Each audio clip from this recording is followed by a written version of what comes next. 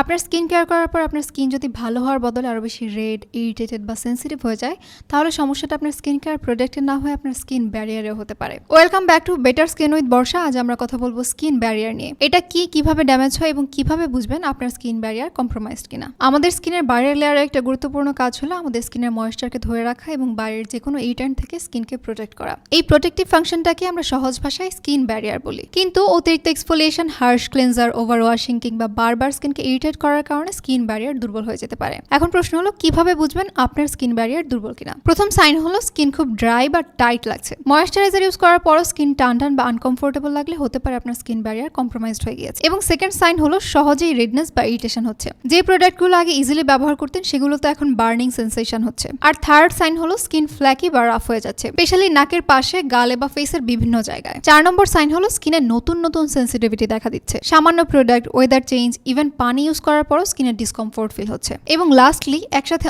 অনেক ব্রেকআউট বা ইরিটেশন হচ্ছে। তবে এখানে একটা কথা বলে রাখা ইম্পর্টেন্ট, প্রতিটি রেডনেস বা ব্রেকআউটই ড্যামেজড স্কিন ব্যারিয়ারের সাইন না। তাই এই সিমটম বেশি দেখা দিলে নিজে থেকে ডায়াগনোসিস না করে ডার্মাটোলজিস্টের পরামর্শ নেওয়া ভালো। এবং আরেকটা প্রশ্ন হলো স্কিন ব্যারিয়ার ড্যামেজড হলে কি করবেন।